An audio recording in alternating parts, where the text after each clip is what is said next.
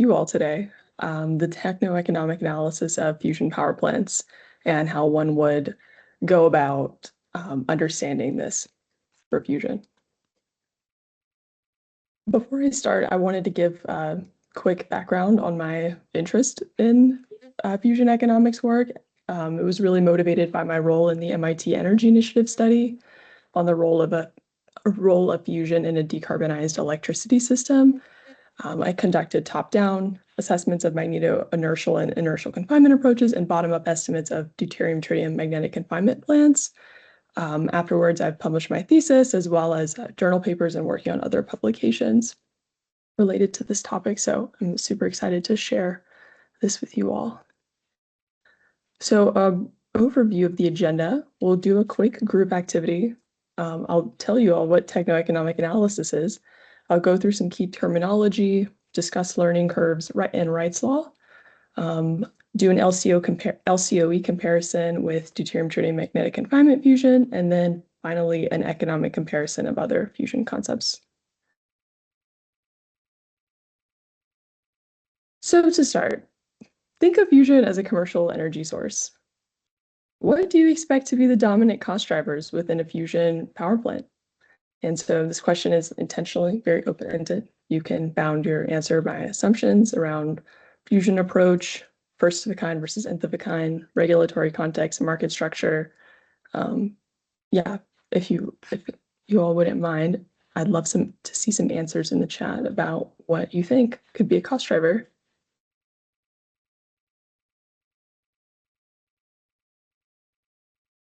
Regulation. Nice. Somebody was paying attention earlier. I like it.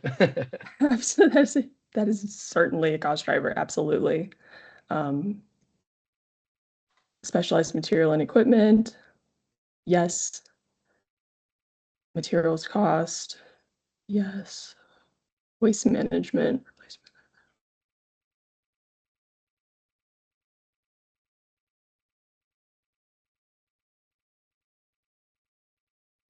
These are all great answers around materials, regulation, reactor-specific equipment. They all have the potential to be cost drivers, I guess, is the answer. And I'll go through how we're able to, yes, tritium purchase, yes.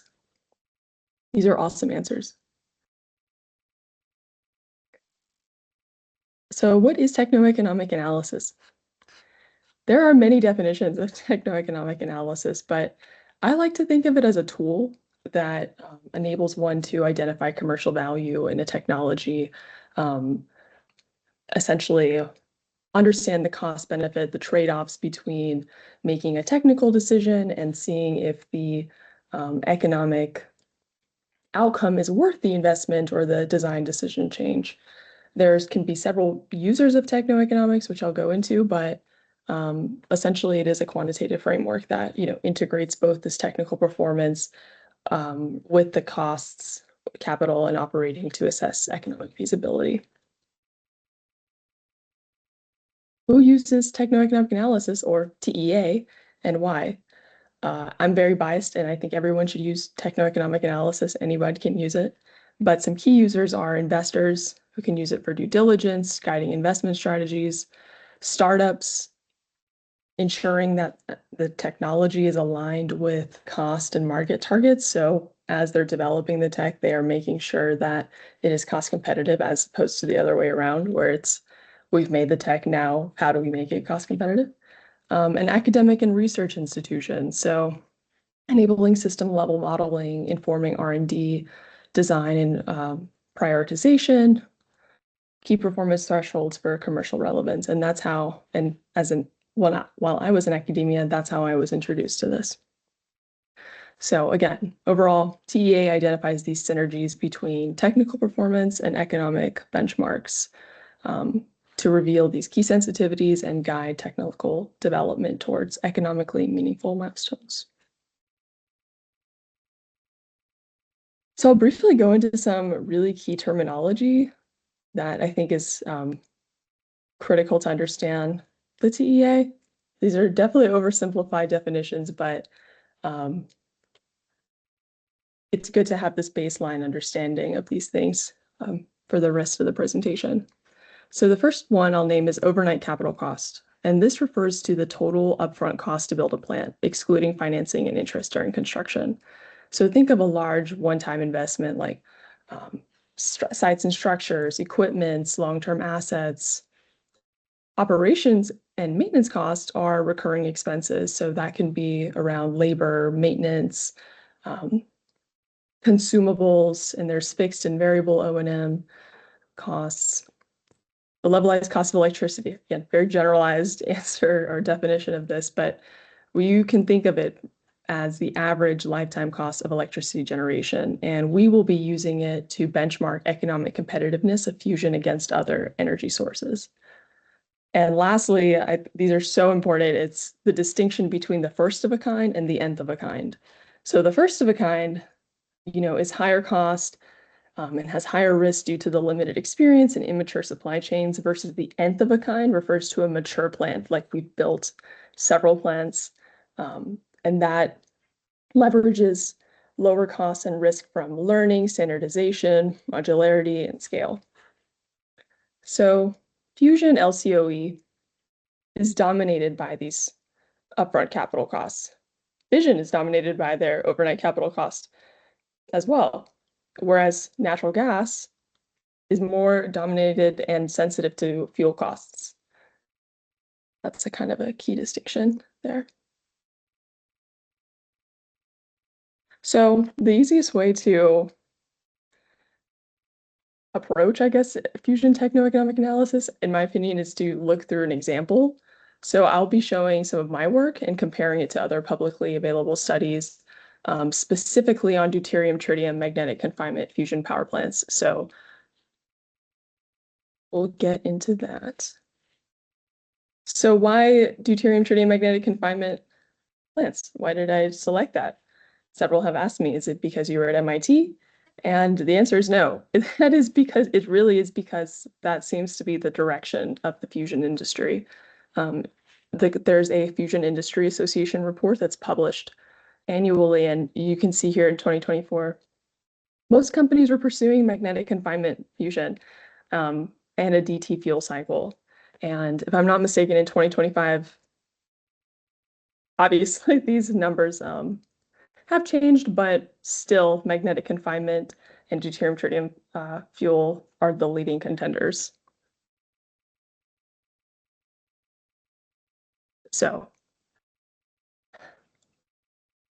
when you go about trying to cost a fusion power plant, if you Google like what does a fusion power plant cost, you will not find very many answers or answers that break up what a fusion power plant costs. You might see like answers around ITER or what fusion needs to cost, but I was challenged to design a bottom-up estimate of an nth of a kind fusion power plant.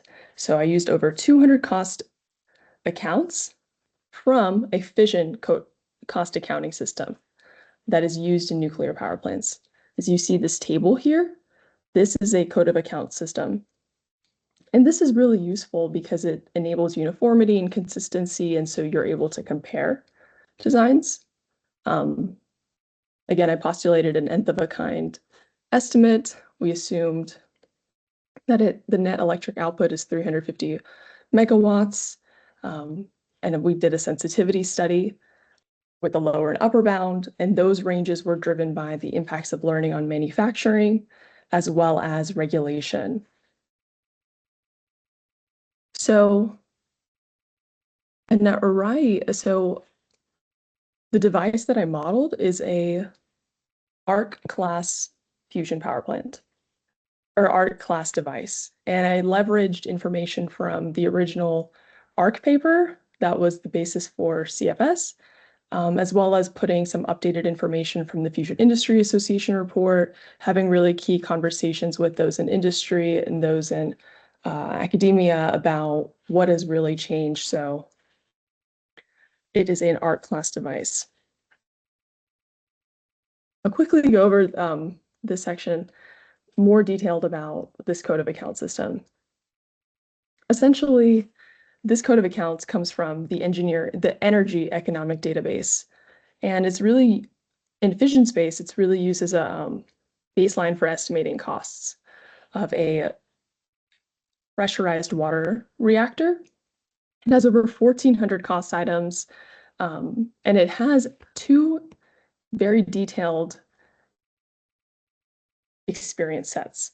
So the median experience reflects costs of plants that have gone past schedule, that have faced cost overruns. And those were common in the era of explosions of larger and larger plants. Versus better experienced plants were identified as those that were produced cost effectively, they met schedule objectives. And so we have this data.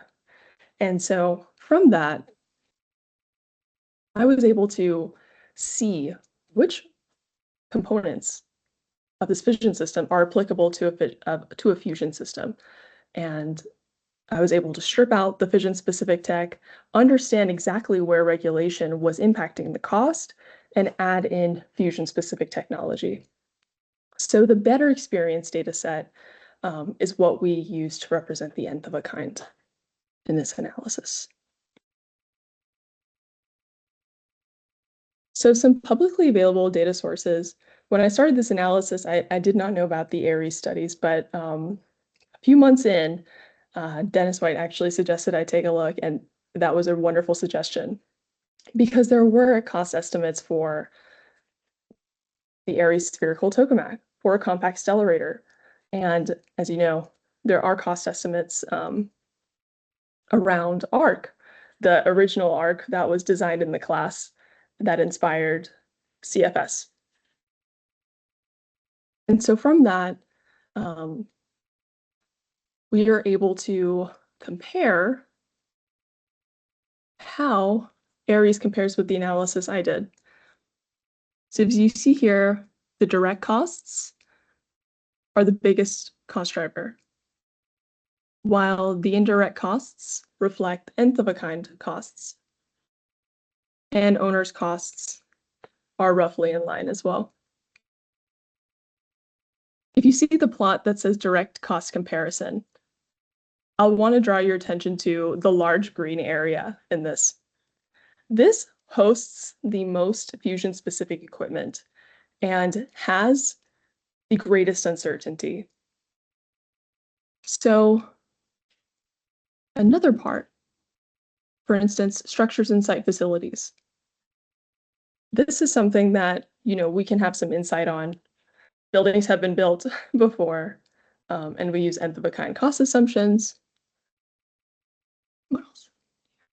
Turbine plant equipment, also an nth of a kind system. We have cost estimates for this. Fusion power plants will be using, again, a combination of fusion-specific elements as well as just nth of a kind standard technology. So we are somewhat able to make assumptions around what a fusion power plant could cost, albeit, again, with great uncertainty, but to say that we have no idea about what will be in a fusion power plant, I believe is just incorrect because there are so many nth of a kind assumptions that we can assume.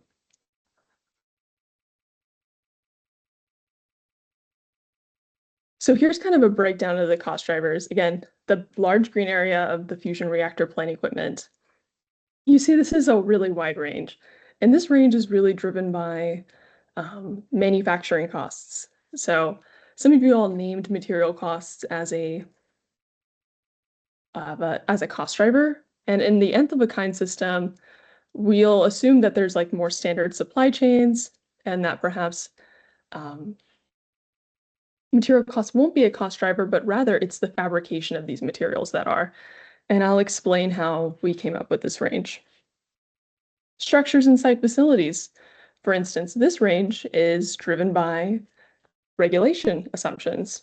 At the time of the analysis, things like the Advance Act had it been placed and the NRC decision to regulate fusion like a particle accelerator had just been instated. So this analysis was conducted with as these changes were evolving. But for the range for the structures and site facilities, it's driven by the assumption that we'd either need to seismically protect the tokamak hull, or if we needed to do all of the buildings on a fusion power plant site.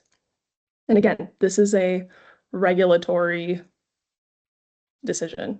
And at the time, we didn't have that certainty, and we still don't exactly have that certainty, but hence why we have the range. Turbine generator equipment, once again, nth of a kind system. And we're able to have direct cost estimates around that.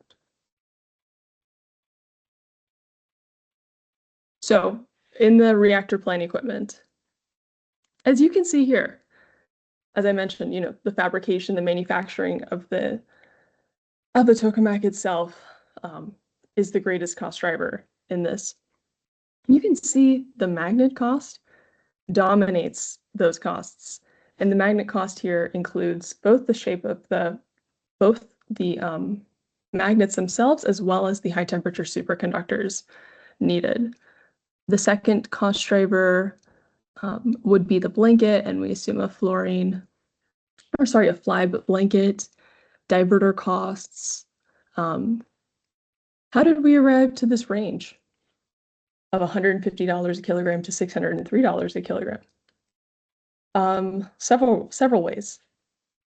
One, we know that it costs about $150 a kilogram to fabricate a cylindrical pressure vessel.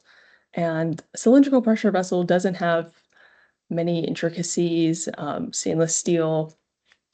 And as you know, as a fusion reactor, having to implement the HTS and do winding, it is a much more intricate process. So it's a quite optimistic assumption to believe that, it's just going to be $150 a kilogram. But some other things corroborate our assumption around that.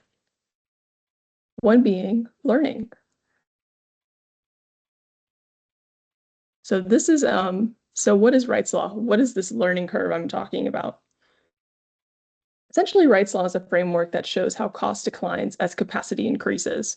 And this was originated by Theodore Wright, who was conducting a study in airplane manufacturing, where he observed how labor requirements were reduced as each unit was being manufactured. So when we look at industries like solar PV, we can see the x-axis is cumulative installed capacity. And as you see, the cost drops, obviously, as capacity increases, and we're able to back calculate a learning rate from that. So a learning rate of 20%. So with that in mind, we had a rough estimate of what a first of a kind magnet would cost to fabricate, which was about $1,000 a kilogram. Our nth of a kind, we assumed, comes when 100 gigawatts has been deployed. And when you apply the same 20% learning rate as solar to this $1,000 a kilogram value, you see by the nth of a kind, the 300 unit, we arrive at about $159 a kilogram. So it's roughly in line with that $150 a kilogram assumption. Another thing was the ARES studies did an analysis where they also calculated the cost to fabricate a center post using conventional welding and forging methods, and they arrived at about $150 a kilogram. So that's what bounds our lower bound assumption.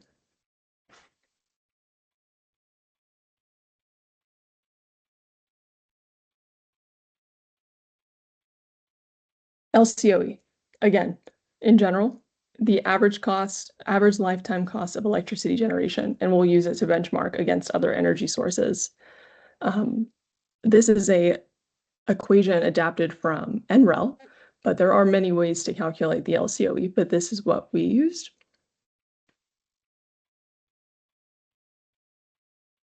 This is kind of to reiterate or show both LCOE and learning rates. It's interesting to see how, solar has exhibited This learning rate so has like onshore wind and so as an offshore wind.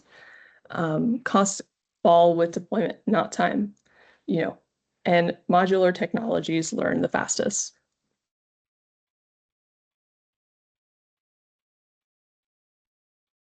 So this comparison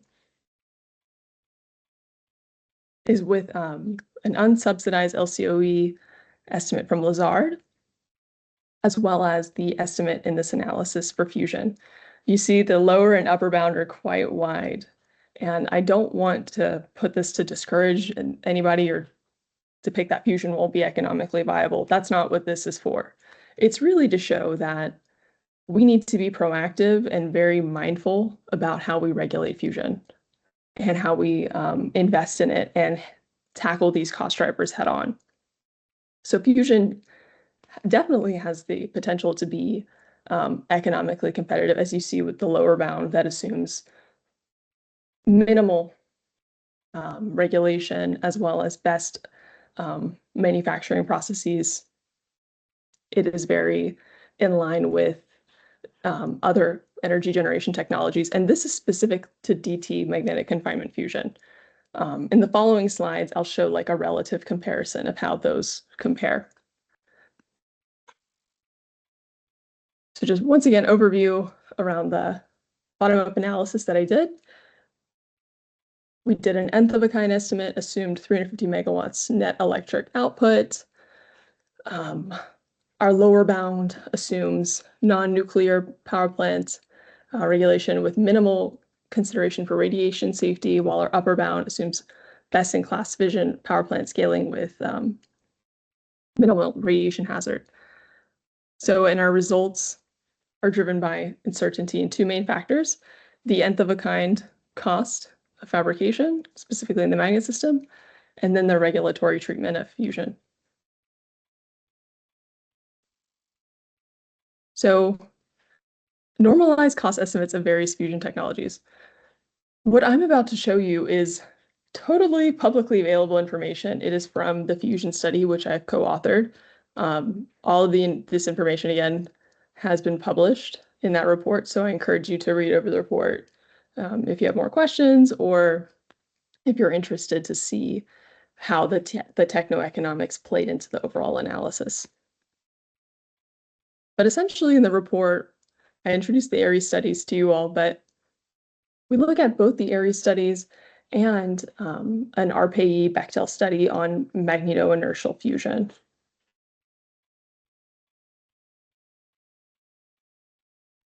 So as you can see here, like this study, the one that I showed you, the analysis that I did has a wide range because we're trying to understand how sensitive the fusion levelized cost or overnight cost can be to the different assumptions around regulation and manufacturing, whereas the ARES studies provided clear point estimates, but they are still in line, obviously, with the study.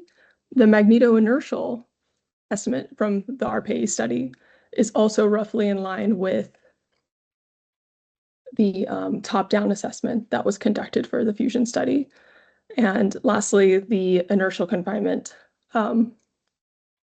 approach, what we conducted a top-down estimate of that as well. And you see it's the highest cost, but I want to show you a different plot. This is basically a table, or rather, sorry, a bar chart that I made that shows net energy gain of different research reactors. And as you see here, like this is just, again, publicly available information, data published in the fusion study report as of 2022. NIF, the National Ignition Facility, is the only one that has received or has achieved Q greater than 1. That's not to say these other concepts won't achieve Q greater than 1. It's a work in progress. But it's to say, when you look at something that's just low cost, you have to understand that there's different physics risks and technology risks associated with each concept. So I wouldn't say look at costs alone. It's important to look at both like financial risks as well as technical risks. So the inertial confinement being as expensive as it is also the one that has thus far achieved scientific break-even. So it's important to have not look at economics in a silo, but in context. And in conclusion, techno-economic analysis is essential for, guiding fusion to become an economically viable energy source. As you saw, it has the potential to be expensive, very expensive. And so it's important that we at this stage conduct these analyses and have these conversations. The estimate that I showed, reflects a lot of uncertainty. Cost uncertainty really remains high, and we won't actually know what a fusion power plant costs until the first of a kind is built. However, we still made scenario-based assumptions that enabled us to have insight on nth of a kind cost trajectories. And lastly, both technical and capital risks must be evaluated together to form a comprehensive view of fusion viability. Thank you.